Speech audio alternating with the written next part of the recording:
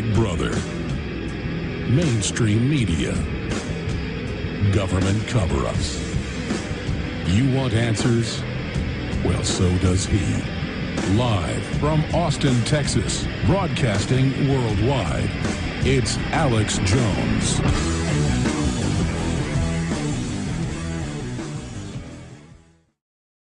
Lyndon LaRouche, obviously everybody knows who he is. If you don't know who he is, you must have been hiding under a rock. He is very accurately, from my own separate research, I mean, I don't just believe what he says, broken down how this global elite is functioning, what their goals are, eugenics, world population reduction, post-industrial world. They want to shut down development as part of a global corporate takeover to consolidate power. And they see anyone being informed or independent as a threat to them. They use poverty, just as ancient feudal lords used poverty to control their populations. You know, handbooks were written on this in Europe. They were written on it in England. The Japanese had a similar system to it during their feudal periods. This is a system of control.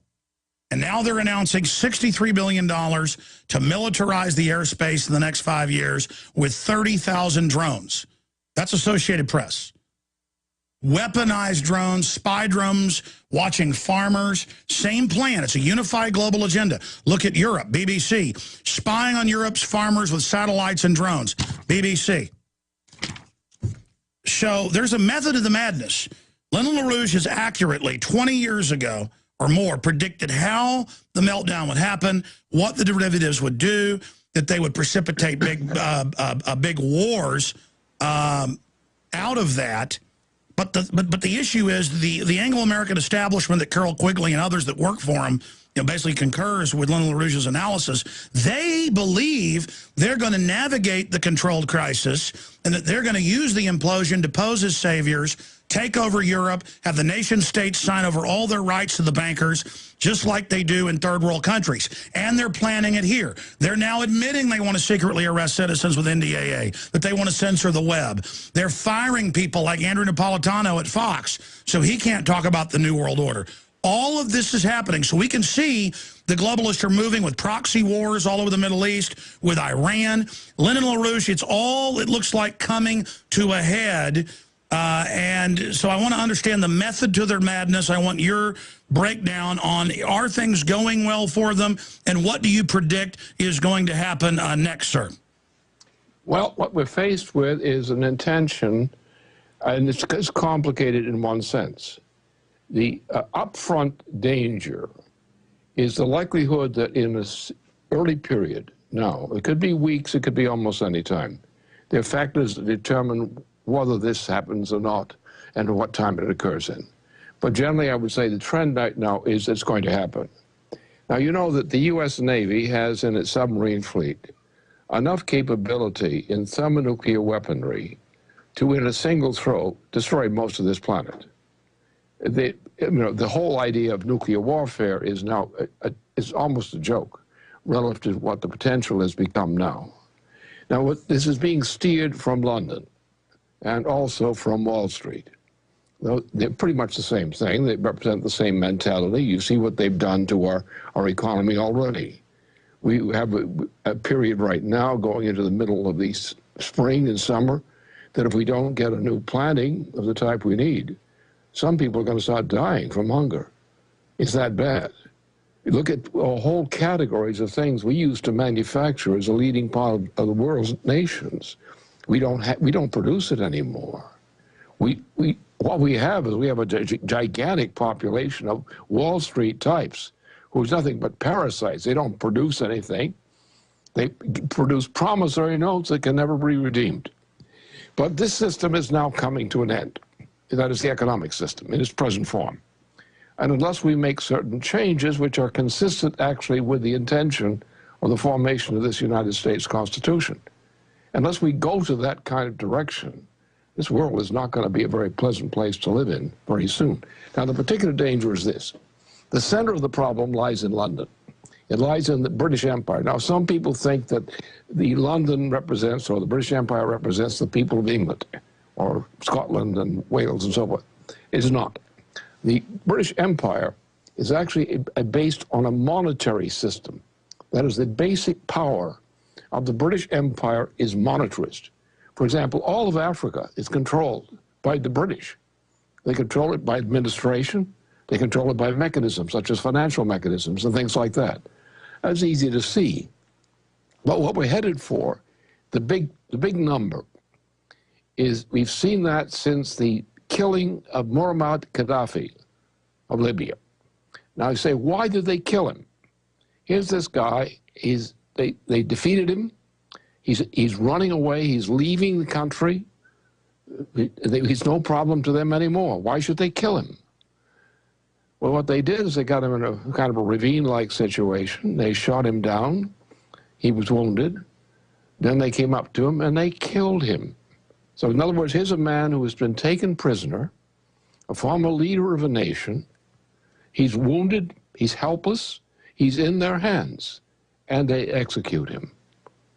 Now, the orders for this came from the trio of London, France, and the United States, that of President Obama. They killed him. Then the explanation came out of France that the reason this has happened was the powers that be did not wish to have Obama alive, or rather, Gaddafi alive, because they argued that if he were alive, they'd have to put him on trial. And if they put him on trial, that would interfere with their program. They intended to go directly from the killing of Gaddafi into starting the war with Israel launched against Iran and against Syria. Now, these were not the real targets. These were targets, very real targets. And by the way, sir, as you know, Hillary made a joke about, we came, we saw, he died, basically imitating what Julius Caesar said, and she laughed about it. So not only are they engaged in barbarous war crimes, now they're making jokes about it. And to make it worse, she's not even a military person, which just adds to the obscenity. It's bad enough to be a warrior and brag about killing somebody, but to be a sack of sycophantic globalist filth, it's amazing. Well, no, take her case and look at it, what actually happened. She had a policy of being a restraining influence against Obama. And she did a fairly good job. But then they came down on her. Now, you have to understand that the people around Obama threatened assassinations and similar kinds of things. She was terrified.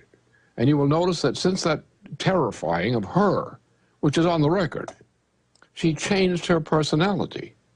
That doesn't mean she changed herself in her character. It means she's now submitted to the monster. Let me stop you. It's always so complex when you get on because it's so well documented.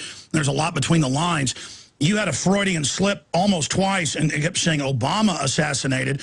And it's funny you mentioned that because I was going to raise that later but didn't know if I should, because I was rereading what the big Jewish Atlanta newspaper editor said. He said, I've met with the Mossad people. You know, they are looking at killing Obama. I'm serious about this, that they better attack Iran.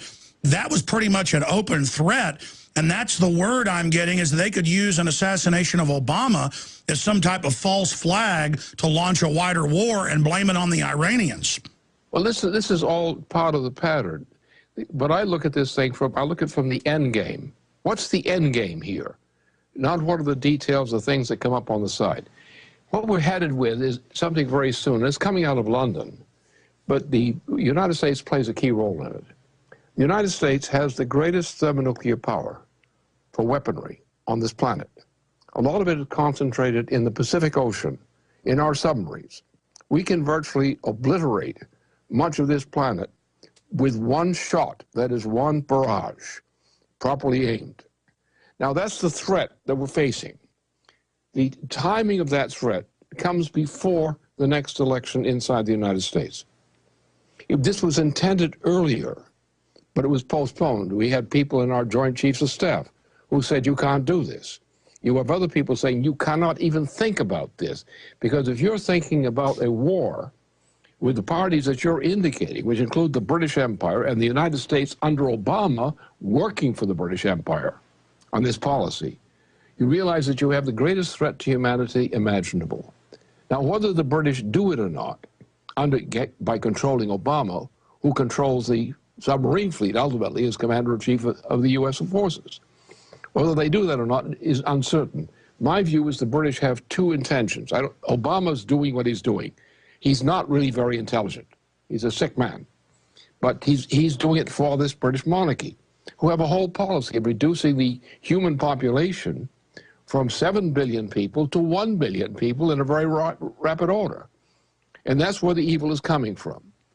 Now, the British, of course, are now, in their policy, are threatening to compel U.S. forces to be used to obliterate the targeted nations they intend to obliterate.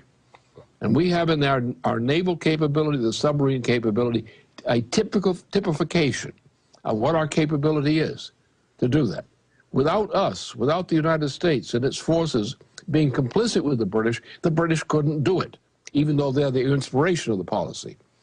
So our situation is we've had our military and other people in other parts of the world recognize what this problem is and know we've got to stop the British attack.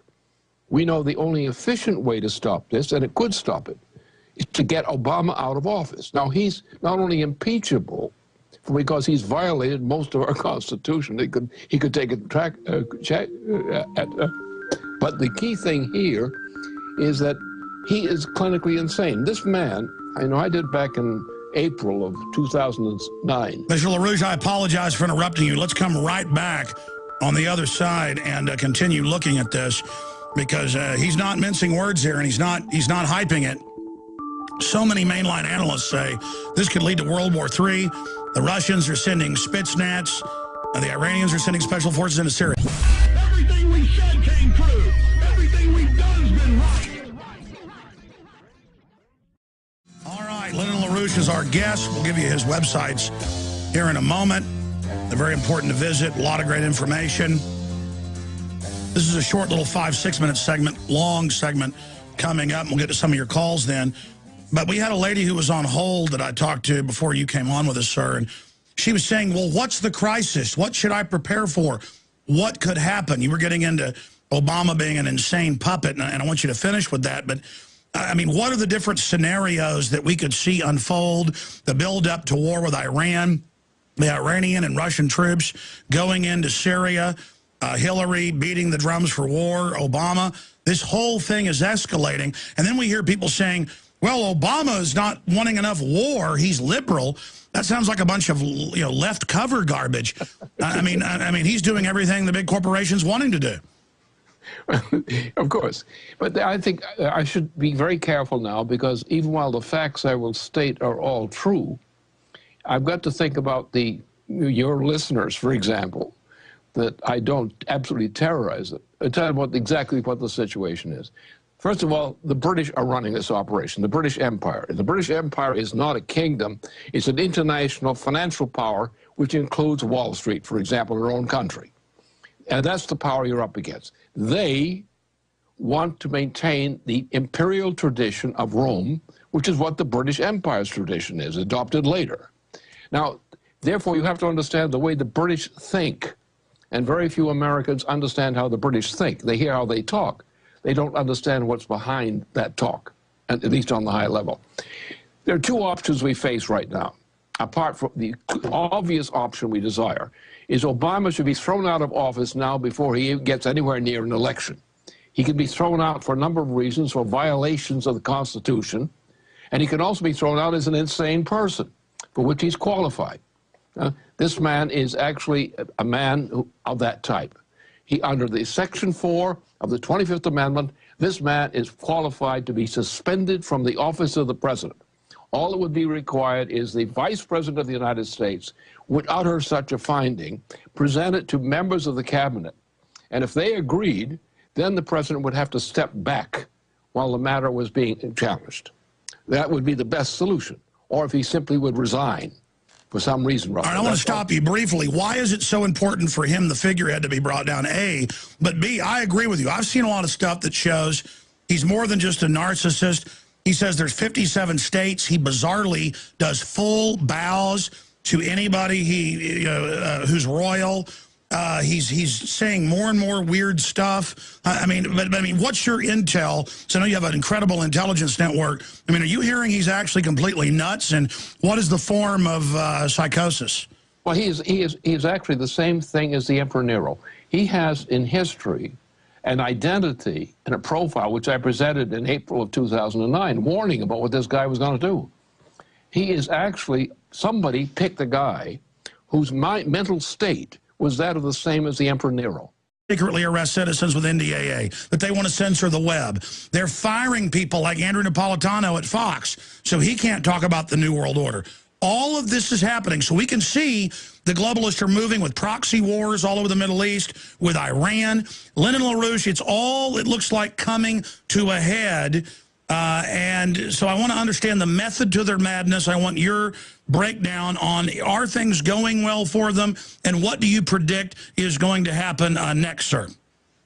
Well, what we're faced with is an intention, and it's complicated in one sense. Hiding under a rock. He is very accurately, from my own separate research, I mean, I don't just believe what he says, broken down how this global elite is functioning, what their goals are: eugenics, world population reduction, post-industrial world. They want to shut down development as part of a global corporate takeover to consolidate power. And they see anyone being informed or independent as a threat to them. They use poverty, just as ancient feudal lords used poverty to control their populations. You know, handbooks from 20 years ago or more predicted how the meltdown would happen, what the derivatives would do, that they would precipitate big wars out of that. But the issue is the Anglo-American establishment that Carol Quigley and others that work for him, you know, basically concurs with Lyndon LaRouche's analysis. They believe they're going to navigate the controlled crisis and that they're going to use the implosion to pose as saviors, take over Europe, have the nation states sign over all their rights to the bankers, just like they do in third world countries. And they're planning it here. They're now admitting they want to see written on this in Europe. They were written on it in England. The Japanese had a similar system to it during their feudal periods. This is a system of control. And now they're announcing $63 billion to militarize the airspace in the next 5 years with 30,000 drones. That's Associated Press. Weaponized drones, spy drones, watching farmers, same plan. It's a unified global agenda. Look at Europe, BBC. Spying on Europe's farmers with satellites and drones, BBC. So there's a method to the madness. Lyndon LaRouche is accurately...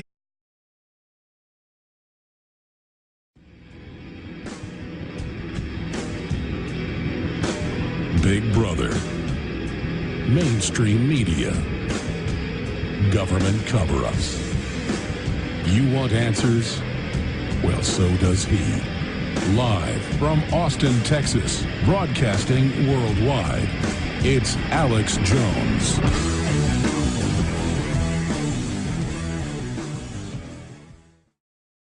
Lyndon LaRouche, obviously everybody knows who he is. If you don't know who he is, you must have been